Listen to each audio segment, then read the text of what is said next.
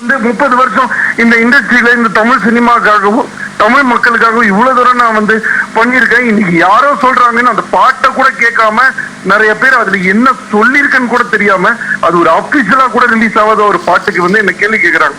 தமிழ் சினிமால யாருமே எனக்கு சப்போர்ட்டுக்கு வரல, எந்த சைட்லயுமே எனக்கு சப்போர்ட் இல்ல, கூட இருந்தவங்க கூட எனக்கு சப்போர்ட் பண்ணல. ஆனா இப்பவும் நான் சொல்றேன், தமிழ் மக்கள் என்னைக்குமே என்னை விட்டு கொடுக்க மாட்டாங்க. எனக்கு அந்த நம்பிக்கை இருக்கு. நான் வேற எதை பத்தி யாரை பத்தியுமே நான் கவலைப்படல. நான் தப்பு பண்ணியிருந்தேன்னா தப்பு பண்ணி இருக்கேங்க, ஆமாங்க என் மன தப்புங்க, என்ன மன்னிச்சிருங்க ஒத்துக்கிற கூடிய ஒரே ஆள் தான் சொல்ல மாட்டேன். நான் எதுக்கும் நம்பி பின்னாடி ஓடியும் போக மாட்டேன், பயப்படவும் மாட்டேன்.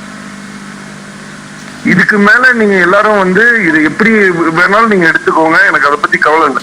நான் சொல்ல வேண்டிய உண்மையான விஷயம் இதுதான் நடந்தது, இதுதான் விஷயம்ன்றதை நான் கிளீனா நான் எக்ஸ்பிளைன் பண்ணேன்.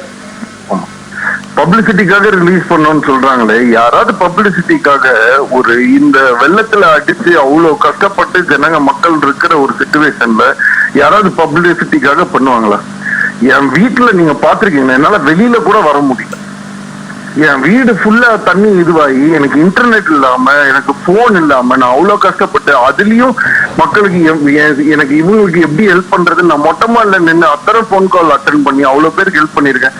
இந்த மாதிரி ஒரு சிச்சுவேஷன்ல போய் பப்ளிசிட்டிக்காக நான் பண்ணுவேனாங்க? இன்னொன்னு சிலம்பரசன் என்னங்க தமிழ்நாட்டுல யாருக்குமே தெரியாதாங்க.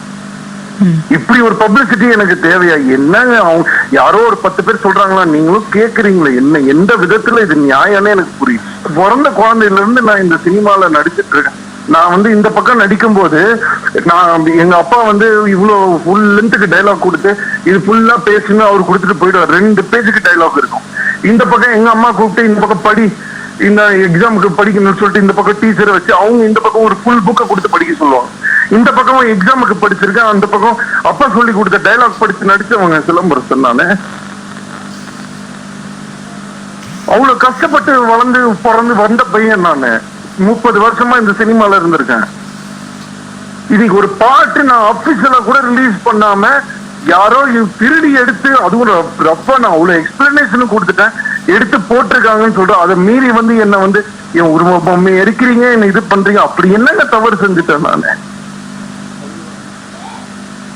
இன்னைக்கு ஒரு ரேப் கேஸ்ல ரேப் பண்ணவன் வெளியில வராங்க. இவ்வளவு தூரம் உங்களுக்காக உழைச்சி உங்களுக்காக முட்டி போட்டு டான்ஸ் ஆடி என் டாக்டர் சொல்றது என்னத்துக்கு இங்க கஷ்டப்பட்டு இப்படி ஆடுறீங்க, இப்படி எல்லாம் டான்ஸ் ஆடினீங்கன்னா ஒரு பாயிண்ட்டுக்கு மேல உங்களுக்கு நடக்க முடியாதுன்னு என் டாக்டர் சொல்லியிருக்காரு.